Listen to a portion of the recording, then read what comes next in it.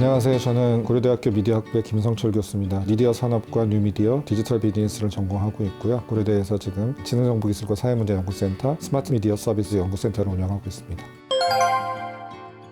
지능정보기술과 사회문제연구센터는 지능정보기술이 야기하는 여러 가지 사회 문제를 인식하고 체계적으로 연구해서 사회 문제에 대응하기 위한 사회적인 해결책 아니면 산업적인 해결책을 제시하는 것을 목표로 하고 있는 연구센터입니다. 소형 단계 3년, 중형 단계 3년, 지금 대형 단계 4년 차에 와 있어서 10년 동안 이 연구 목표를 가지고 저희들이 초학제적으로 연구를 해왔습니다.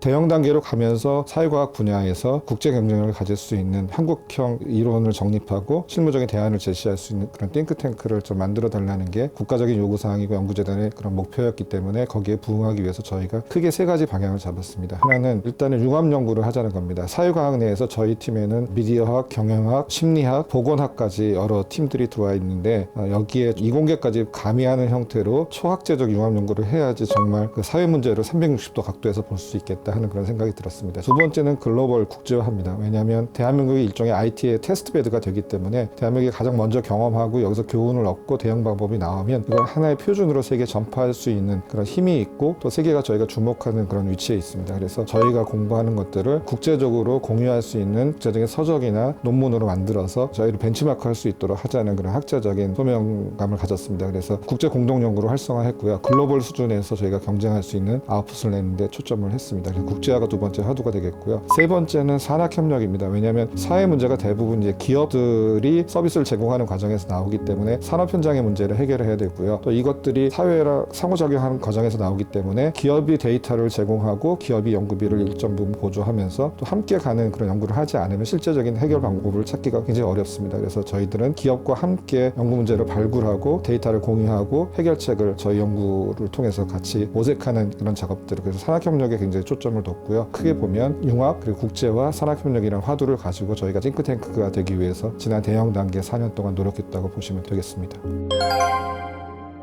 전 세계적으로 디지털 트랜스포메이션이라는 단어가 화두가 되고 있어서 지능정보기술이 사회 전반적으로 개인의 일상뿐만 아니라 조직, 사회 제도, 문화 등을 바꾸는 그런 혁명적인 변화가 일어나고 있습니다. 지금 현재 2023년 같은 경우는 GPT 열풍으로 확인되듯이 이미 저희 생활의 그 중심부에 확 들어왔는데요. 문제는 이런 기술의 변화나 기술의 영향이 양면성을 가진다는 겁니다. 지킬 앤 하이드처럼 어떻게 우리에게 굉장히 좋은 편리함과 기회를 주기도 하지만 다른 한쪽에서는 상당한 부작용을 만들어내고 있기 때문에 여기에 제대로 체계적으로 대응하지 못하면 이 기술이 우리에게 또 재앙이 될 수 있다는 그런 경고가 심각하게 나오고 있습니다. 그래서 사회 전체적으로 봤을 때는 이 기술이 우리 속에 자리 잡고 좋은 문명의 이기가 되기 위해서는 일단 기술 자체의 진보도 필요하지만 이 기술을 산업화시킬 수 있는 구체적인 비즈니스 모델이나 킬러 애플리케이션이 산업적으로 필요한 부분이 있고요. 또 사람들이 인식 속에서 문화적으로 잘 수용할 수 있도록 만드는 것도 상당히 중요한데 우리나라의 경우를 보면 기술은 빨리 가는데 산업적으로 대응할 수 있는 비즈니스 모델을 만드는 부분들은 좀 늦는 경향이 있고요.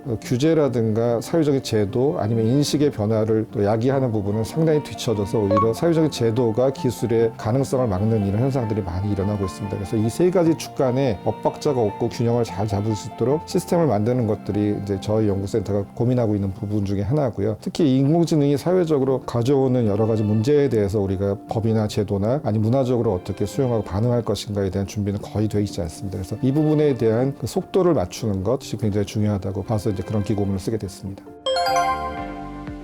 챗 GPT로 대표되는 인공지능 아니면 더 폭넓게 보면 여러 가지 다양한 지능정보 기술은 트렌드이기 때문에 이거를 거부할 수는 없고요. 또 문명의 이익이 있기 때문에 잘 활용하는 쪽으로 방향을 잡아야 된다고 생각합니다. 첫 번째는 저희가 받아들일 때 잘 활용할 수 있는 능력을 키워주는 쪽으로 모두가 수혜자가 될 수 있도록 만드는 체계적인 노력들이 필요할 거라고 보고요. 두 번째는 이런 기술은 중립적이에요. 기술이 잘 쓰면 이게 굉장히 훌륭한 도구가 되지만 잘못 쓰면 저희의 생활을 위협할 수 있는 흉기가 되기 때문에 이거는 우리가 어떻게 쓰기 나름이거든요. 그렇다면 인공지능 기술도 어떻게 활용할 것인가에 대한 윤리 같은 것들이 필요해요. 사회적 가이드라인. 활용하되 우리가 올바른 방향으로 활용할 수 있는 그런 방향성 이런 것들을 만드는 게 굉장히 중요하고요. 다양한 학자들이 모여서 고민을 하고 기초연구가 되고 그것을 바탕으로 사회적인 수기까지 만들어져서 기술을 제어할 수 있는 룰을 세팅하는 것들이 중요하다고 봅니다. 그래서 한쪽에서는 어떻게 보면 활용할 수 있는 역량을 키워주고 한쪽에서 이것들을 선용할 수 있는 가이드라인을 사회적인 룰을 만들고 하는 작업들이 선결되어야 될 거라고 보고요. 그런데 지금은 너무 기술의 가능성만 강조하다 보니까 오히려 사회적으로 문제가 되지 않나 하는 고민들을 하고 있습니다. 그래서 저희는 기술이 가져올 수 있는 후폭풍에 대해서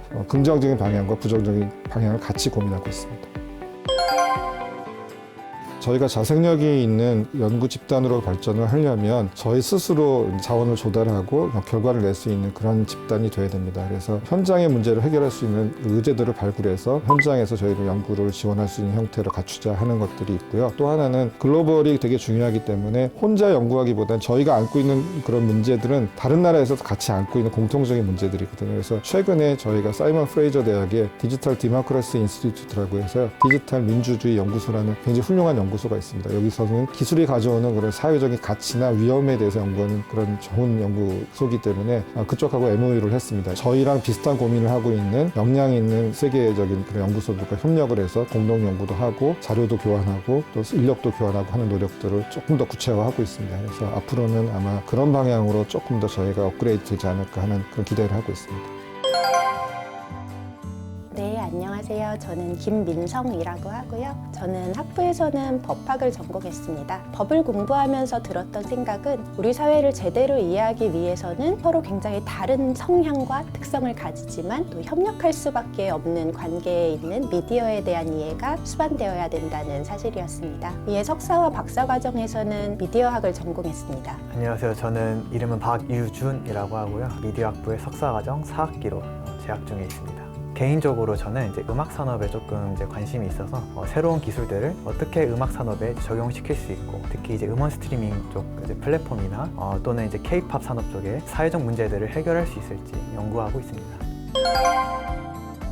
우선 개인적으로는 국가와 사회 수요에 부응할 수 있는 가치 있는 연구를 하는 것, 그리고 또 이것이 센터의 발전으로 이어질 수 있게 연구를 열심히 하는 것이 제 역할이고요. 센터장이신 김정철 교수님을 도와서 센터 내의 연구 주제들을 조정하고 또 해외 파견 같은 국제 연구 교류를 지원하며 세미나나 포럼 같은 그런 센터 내외의 연구 활동을 개최하고 또 교육 프로그램을 운영하는 역할을 담당하고 있습니다. 현재 CIS 센터에서 연구 보조원으로서 일을 하고 있습니다. 제가 최근에 연구했던 주제는 음악의 감정 판단 및 비트 디텍션을 통한 음악의 이제 시각화 모델입니다. 이 부분은 이제 학계에서나 산업에서도 청각 장애인들이 음악을 다른 방법으로 소비할 수 있거나 간접적으로 체험할 수 있도록 노력들이 있었는데요. 저희 또한 청각 장애인들을 대상으로 음악의 접근성을 제공할 수 있는 방법을 고민해 보았고, 그렇게 해서 나온 것이 이제 음악이 표현하는 감정을 색을 표현해서 시각화하고 리듬감 또한 표현할 수 있으면서 궁극적으로는 이제 음악을 간접적으로나마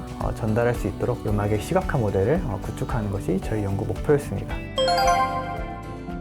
우리나라는 짧은 시간 안에 기술적으로도 또 문화적으로도 눈부신 발전을 이룩한 나라입니다. 통신과 IT 분야에서 리더십을 가지고 있으면 물론이고요. 최근에는 K-팝이라든지 그리고 오징어 게임과 같은 그런 K-드라마를 포함해서 콘텐츠와 미디어 분야에서도 전 세계적인 관심을 받고 있습니다. 실제로 해외 학술 대회를 나가보면 우리나라의 이야기를 궁금해하는 학자들이 굉장히 많다는 것을 체감할 수가 있습니다. 그럼에도 불구하고 아직까지 한국 사례 그리고 또 한국형인 이론을 정교하게 정리하고 만들어서 수출하기 위한 노력은 상대적으로 부족하다고 볼 수 있습니다. 이런 것들을 이제 해결하고픈 과제 혹은 이제 향후 도전해보고 싶은 과제로 말씀드리고 싶습니다.